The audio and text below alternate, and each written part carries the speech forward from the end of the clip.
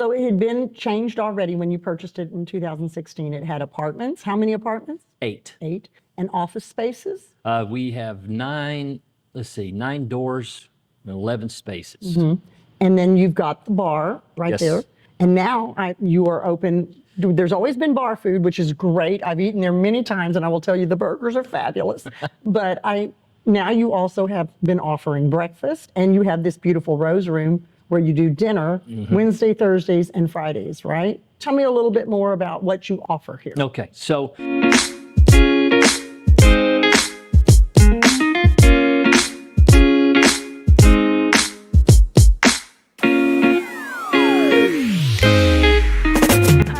welcome to another edition of Discover Seguin on Location.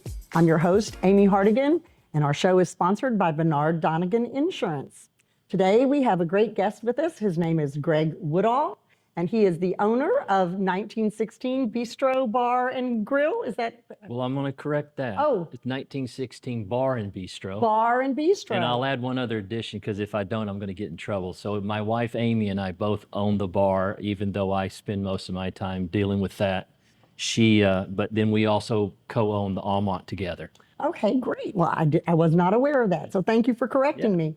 So how did you guys come to own the Aumont?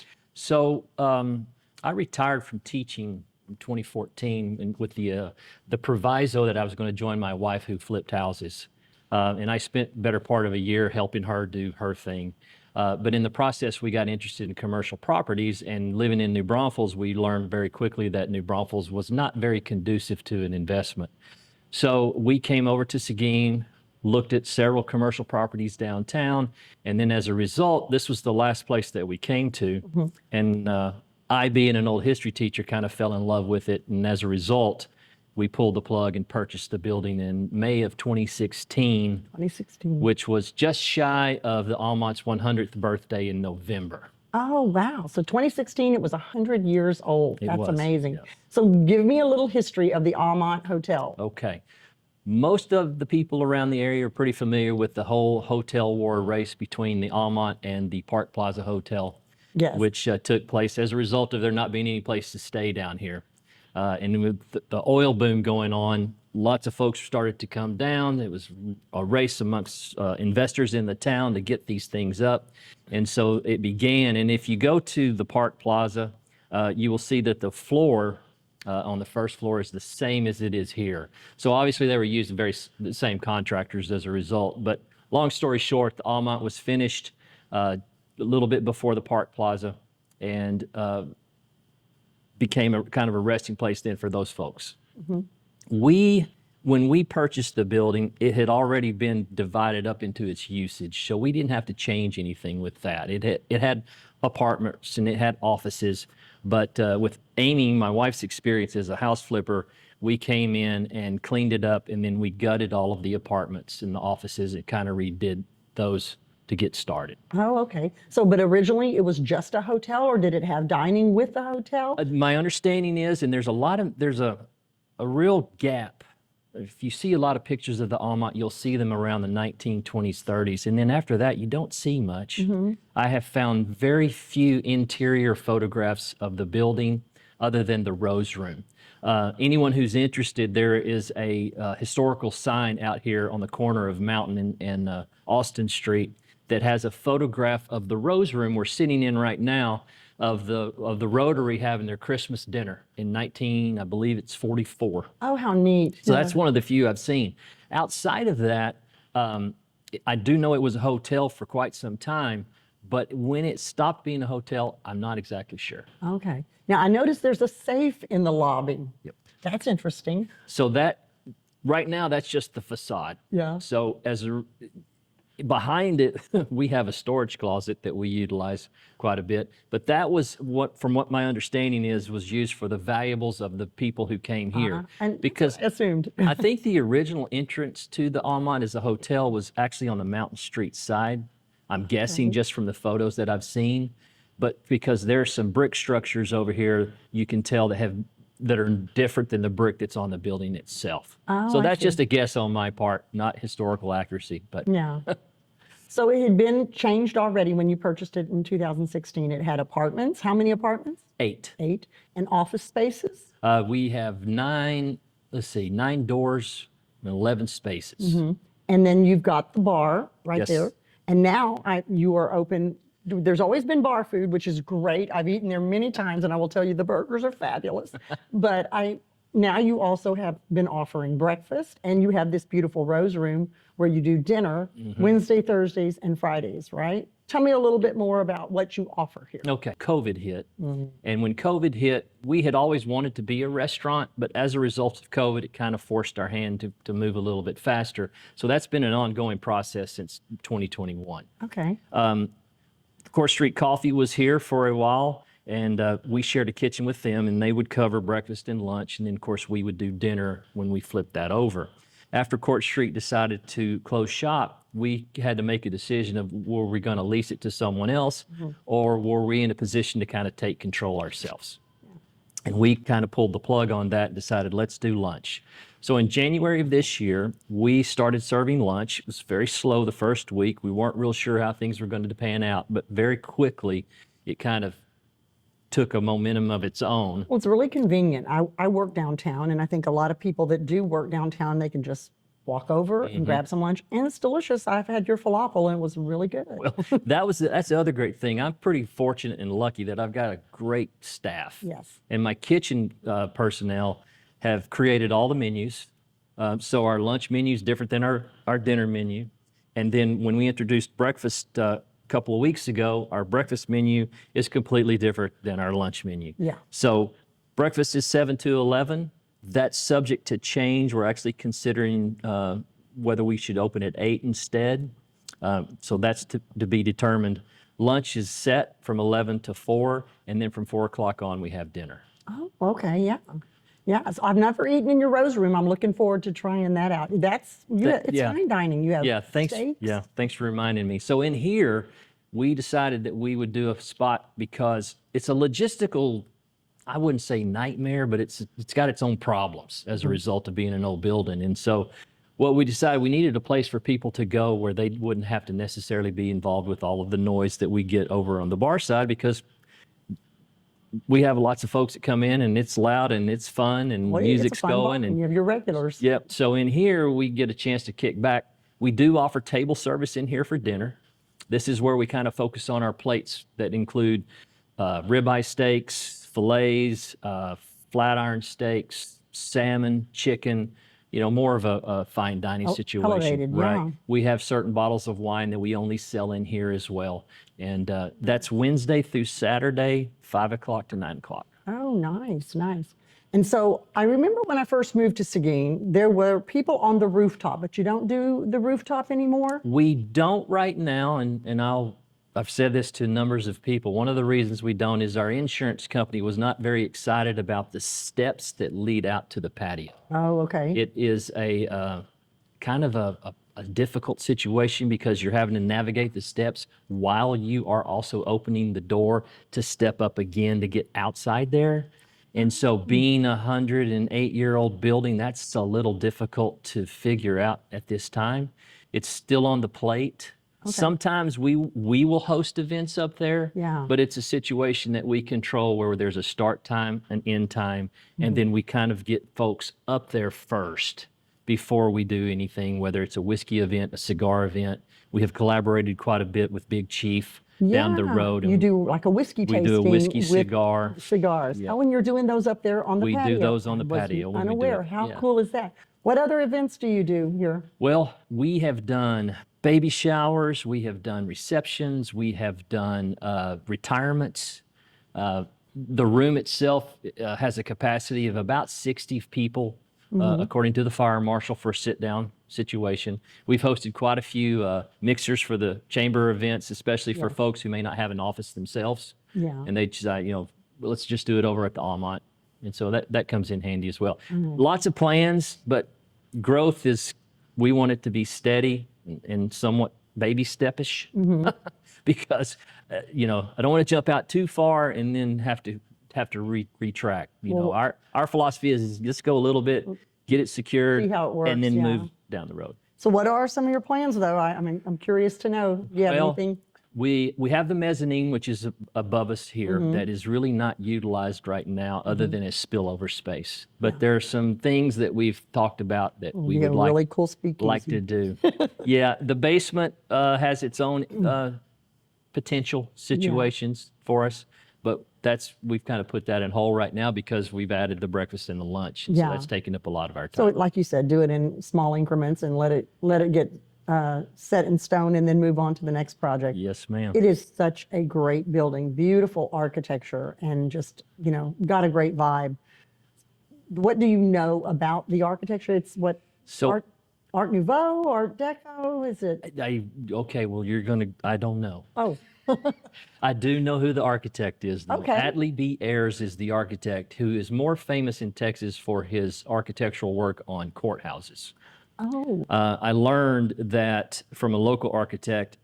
The Aumont is unique in that the plans that were produced for the building, no one knows where they are.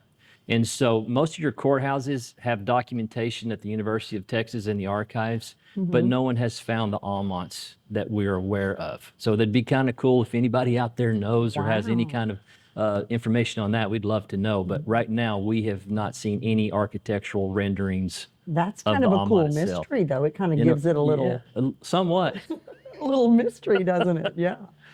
So, what type of renters do you have in your office spaces? Yeah, for good one question. thing, like, So, some people come and they think it's still a hotel, and it's not. We have, as I said before, we gutted the apartments.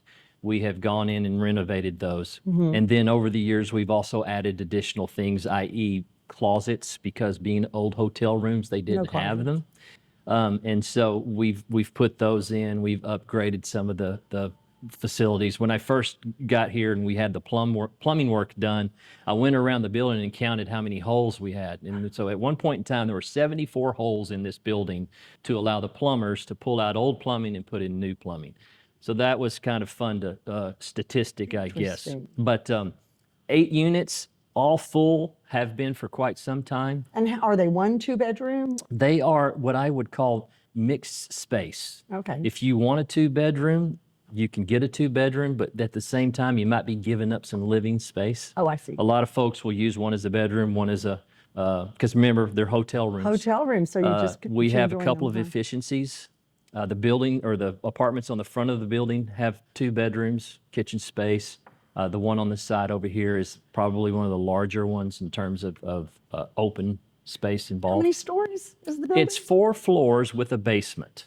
Oh, So it's 20,000 square feet total. does not look like it when you're looking at it from the outside at all. No, it That's doesn't. amazing. And That's a lot of square footage. this building's not going anywhere that I can tell. So yeah, the walls they're solid. They have a real, I mean, there's concrete, there's brick, and then there's a kind of I don't want to call it chicken wire, but it's similar to chicken wire inside with the stucco that's been put onto it, So the which is yeah. great until you chip into it, Try it, and then yeah. it crumbles like everything. Yeah, yeah. So I'm going to get back to your food because Okay. I really want to talk about your food. It's like I said, I've eaten at the bar. It's amazing. Tell me a little bit about your bar menu. What Okay. all is, and that's you come into the bar, you can sit at the bar or at a table, Right. and you can have Right. some. It's not just light fare. We're not talking peanuts here. Nope. We're talking really good food. Well, I'm glad you say that because we think it's pretty good because we're is. trying everything. And I've we're all, had several things, We yeah. do a lot of specials too. I don't know if people know that. We have a blackboard special in here. We do blackboard specials out in the bar area. The bar kind of took a life on its own prior to the introduction of the restaurant, which is great because we have a lot of regulars that like to come in and hang out and now can get some food. But we've got appetizers. Of course, our jalapeno poppers are by far one of the #1 sellers that we have. We make those in-house. They're handmade. Handmade. We do, I call them gourmet burgers. Yeah. The 1916 burger was actually created by my daughter. Oh wow. She's the one that came up with that idea, and she's been giving me grief about that ever since, that I should call it the Emma. But I love it. we wanted a signature burger for ourselves, so we decided not to. So I'm giving her credit now. There you go, Emma. The burgers Right. from you. Blue cheeseburger. We do a barbecue burger. We do some kind of unique sandwiches as well. Yeah, and you have specials like for holidays and stuff. I think I've come in like Cinco de Mayo and y'all had a special nacho or something like that. It was so good. Things like that. I have a kind of a group of three, Renee and Angie and Taylor, and they will sit down and plan events for us. Yeah. Overall, we're doing something kind of fun right now with our trivia night on Wednesdays. We decided since it was summer, they came up with the idea that, well, if it's summer and we're traveling, let's do that during trivia. So the first Wednesday was Mexico. The second Wednesday was the Caribbean. I believe this week, I'm trying to remember, and I'm losing my memory on that. But the point being is that for each one of those, the bartenders will then create signature drinks for that event. The kitchen will create unique food for that event. And it's going to be different each Wednesday for 6 weeks. That's very cool. So we've been packed. And I will say also, I'm kind of a snob when it comes to a good cocktail. And I will tell you, you have really excellent bartenders here.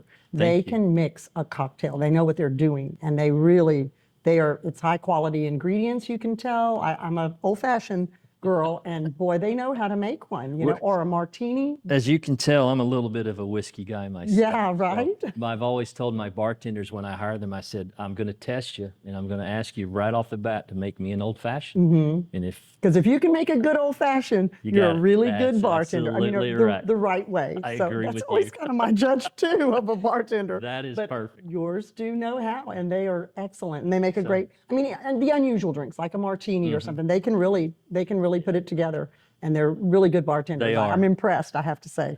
Kudos on that. I started off, I think I had 3 or 4 employees total. Okay. We have 23 Wow. as we speak. And so, we had to make sure we had enough staff in the kitchen. When you're doing 3 different menus during the day, you have to, we have to have servers in the process, because people may or may not know, but during breakfast and lunch, we do table service in the lobby and the bar area. And so we have 2 entrances, which can be confusing for some folks that are new. But as you come in, both sides are open to the seating, and the servers are really pretty good about finding you if you've come in on the lobby side. Sure. Versus the bar side, it doesn't matter. And so, yeah, that's another, I guess, perk, because we just wanted a place where people could come and get some different kind of food, downtown, centrally located. Tell me about your lunch menu now. We've kind of covered the bar menu. Now let's go into lunch. Okay. Tell me So lunch is fun. We actually reduced the size of our burger. I told my kitchen staff, I said, look, most people working downtown are women. And I said, I want a lunch menu that caters to those folks. Obviously we're going to have something here or there for the gentleman, i.e. the hamburger, but it's not like our big burgers in the evening. Yeah. It's reduced in size. BLTs are very popular during our lunch hour special, but we also do a lot of soups, and that's gaining its own popularity. Oh, nice. We do a chicken pot pie soup. We do chili. We do a creamy Gouda cheese soup. And so those kind of change out a little bit during the week. So those are available. We have salads available. Our sandwiches, you mentioned the falafel, which is unique. Yes. I think. I was so impressed. Look, they have falafel. That's awesome. We do a fried green tomato salmon. I'll have to try. And so people know, we do have gluten-free options. And we've got a gluten-free bread that we discovered is absolutely, I would challenge anyone to tell me without knowing that it's gluten-free. Oh, nice, very nice. Yeah. So then you're recently doing breakfast. So Okay. Melissa's going to bring us breakfast rather than go. I thought we would walk over there, but she'll bring us. Sure. Yeah, we can talk about these. So we are, some of these plates, for example, this one here is the shrimp and grits. It's a chorizo on top, which you don't have to have if you choose not to, but the shrimp and grits are kind of a standard but fare on that one. This is our parfait. Of course, this is made in-house. The parfait beautiful. is made in-house as well, which I don't think is that difficult, just as long as you have the right ingredients. But it's a hearty meal. And then she also said she went and clipped the herbs in the herb garden up That's on right. the top of the roof. Yeah, that's a new thing for us. So my general manager and kitchen manager both decided that one way to utilize the patio was to grow our own herbs. Yeah. So they've started that, and nice. they're Can't keeping get any track fresher of it. than that. Right. Very nice. So this is our everything avocado toast. Okay. That has a little, some avocado and looks like a little pico, and Some poached eggs on top there. goat cheese. And it comes with a hash brown. That looks delicious. My personal favorite, because I am allergic to eggs, unfortunately, so I'm very limited in what I can eat for breakfast. This is our biscuits and gravy.